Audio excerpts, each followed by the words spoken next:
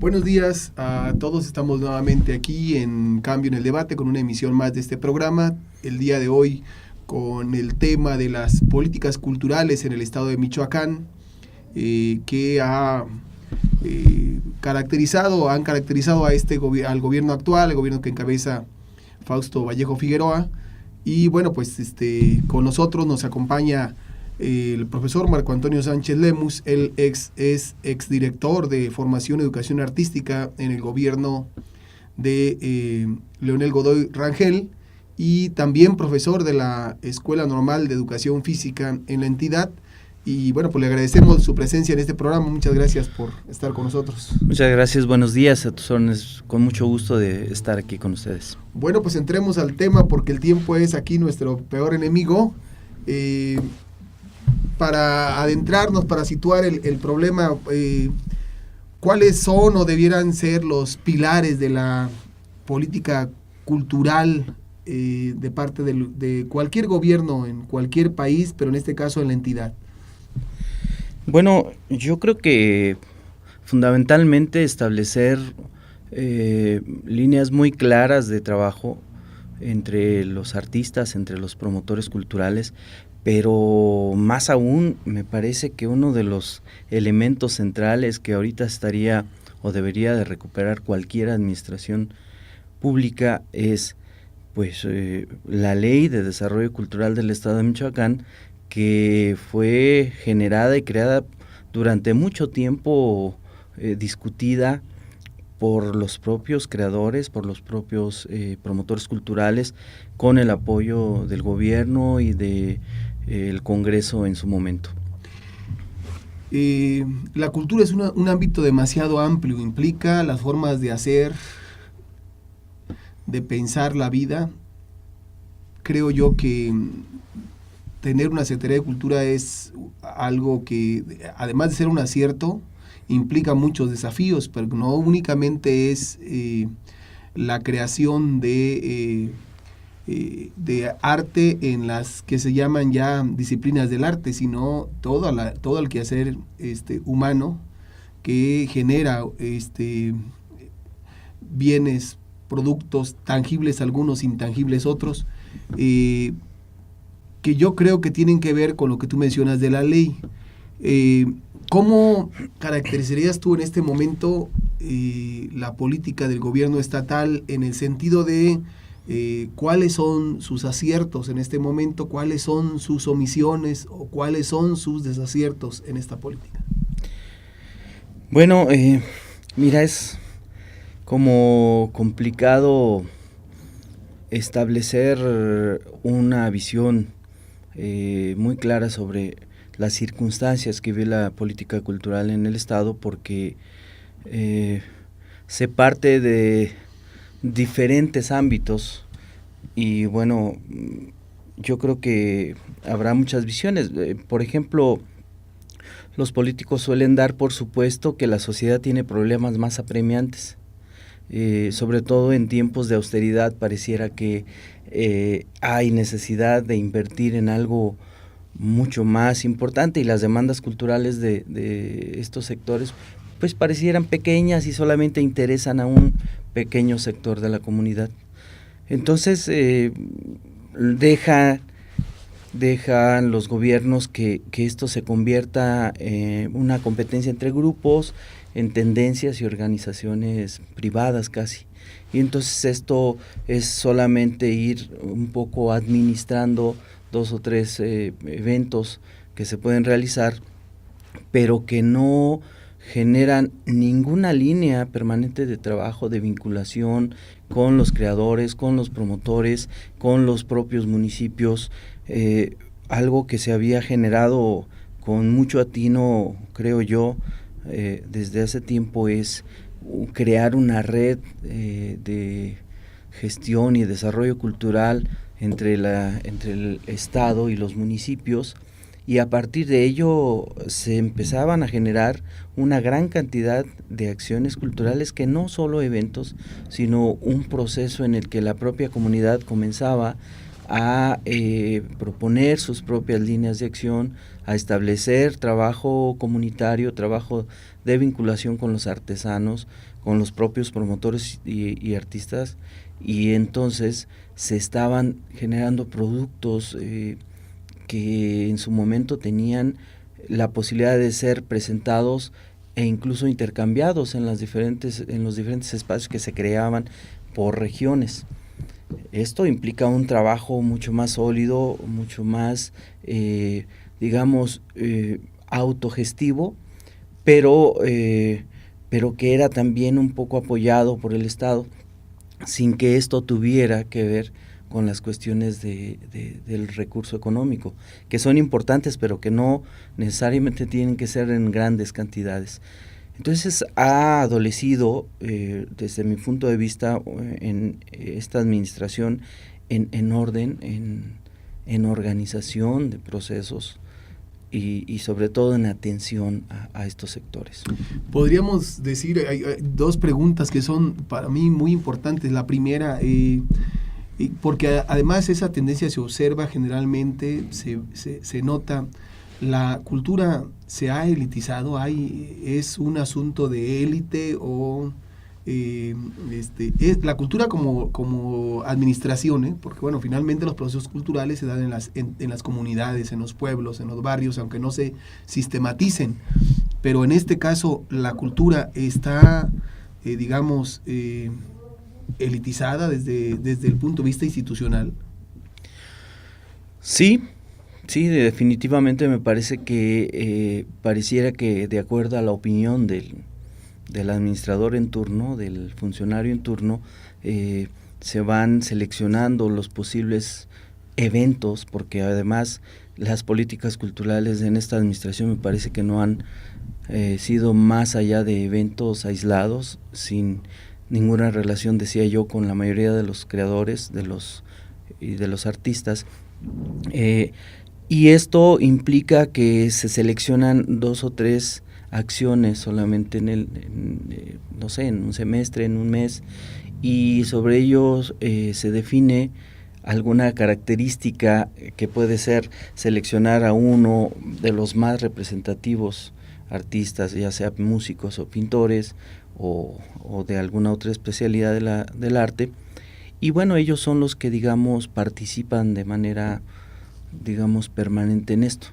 No, ellos serían los menos culpables, están buscando igual que los demás un espacio para la presentación de su trabajo y la consiguiente remuneración que esto implica, pero es como simplemente un espacio en donde hay una especie de contrataciones, ¿no?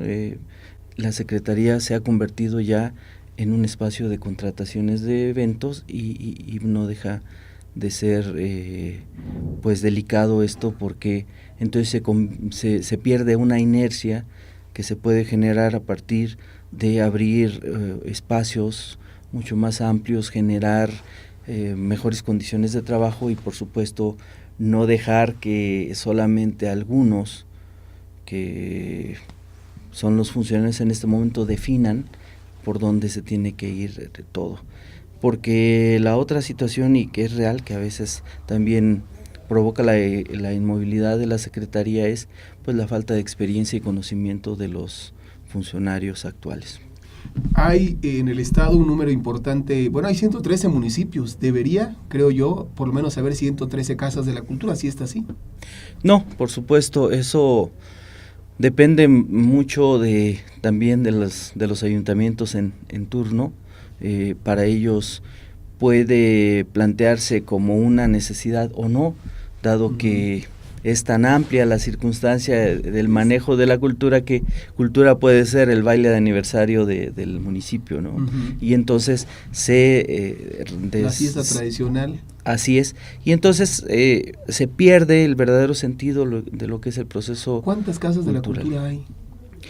Bueno, más o menos, si no tienes el número exacto. Sí, hasta donde yo estuve, había 56 casas de cultura. Quiere decir que la mayoría de los municipios todavía no cuentan con una casa de la cultura. Así es, o simplemente al cambio de administración, algunas casas de cultura se desaparecen. Y es lo que decías tú, bueno, no es prioritario para el gobierno municipal, hay otras prioridades, entonces la cultura queda como en un segundo o en tercer término, digamos, para una administración. Sí, fundamentalmente. Y bueno, pareciera entonces que, como muchas otras cosas, las leyes se convierten en letra muerta. Uh-huh. Y no hay entonces un seguimiento. Yo recuerdo que en alguna ocasión el secretario de Cultura, el maestro Marco Antonio Aguilar, decía que bueno, pues ya había una ley, pero que habría que revisarla para adecuarla a las circunstancias y modificarla si fuera necesario, ¿no? Entonces, entonces cada administración tendría que modificarla en función de su visión o sus necesidades. Su contextualización de la cultura y el lugar que ocupa. Así es. En las prioridades. Maestro Marco Antonio, una pregunta que decía yo que era la segunda. 30 años de cambios, yo creo que más en la política cultural en el país. Conaculta se asume prácticamente como un ente promotor de la cultura, del turismo cultural más que otra cosa, y digamos también que como un espacio en donde los centrales, los grandes eventos y los procesos culturales en manos privadas. Sabemos, por ejemplo, de Banamex, de Telmex, de algunos otros que están metidos en estos asuntos, Televisa mismo, etcétera, que tienen fundaciones culturales, ¿no? Y la pregunta aquí, y también, bueno, llegando hasta la entidad, ¿la cultura se privatiza? ¿Hay un proceso de privatización de la cultura? Si la cultura se elitiza, tiene, yo creo, una connotación, y a lo mejor tiene que ver con esto, ¿hay un proceso de privatización de la cultura en Michoacán? Sí, yo creo que no solo en Michoacán, me parece que es una línea que se ha venido estableciendo desde ya hace bastantes años. En el gobierno de Vicente Fox ya se venían planteando las industrias culturales, aquellas que tienen que ver con las organizaciones que hacen cine, cine comunitario, cine no comercial, ¿no? Uh-huh. O las compañías de danza o las compañías de teatro, que de alguna manera se tenían que ir orientando a regirse por procesos más administrativamente... Se convertían como empresas. Totalmente. Culturales. Y entonces, al final de cuentas, esto generaba, bueno, lo llamaron industrias culturales en su momento, ahora lo llaman empresas culturales. Más correcto. Ajá. Y el verdadero sentido es que orientaran su proceso de trabajo ya no solamente a los asuntos de la creación, sino a darle un sentido de una administración fiscal perfectamente definida, yeah, como asociación civil y con todos los criterios administrativos que esto conlleva. Y entonces, por supuesto que es muy complejo. Los artistas siempre han planteado ante incluso algunas reuniones al Congreso que no puede ser que un grupo de artistas se den de alta ante Hacienda cuando tienen una o dos actividades o contratos al año, por ejemplo aquí en el estado, ¿no? No tiene como mucho sentido esta vinculación que se está buscando, pero Conaculta lo ha venido orientando de esa manera. Incluso entiendo que en la Secretaría de Cultura, pues aquellos que no están dados de alta no pueden ser contratados por la Secretaría de Cultura. Acceder a recursos, digamos que hay una competencia de los grupos culturales en el país por recursos que permitan generar la cultura, dar a conocer la cultura. Pero definitivamente son recursos mínimos, digamos, no tiene una mayor trascendencia. Por eso comentaba de este asunto de cómo establecemos esa relación tan dura entre los propios grupos por, pues yo diría migajas, ¿no? Entonces, pues los grupos se dedican a esto, las organizaciones se dedican a querer recuperar esos recursos a través de algunos proyectos y pues el Estado se desentiende de ello, ¿no? Aquí está tu bolsita y yo tengo que ir a atender lo verdaderamente importante, ¿no? Bueno, se nos ha terminado el tiempo, que decíamos en un principio es nuestro peor enemigo aquí.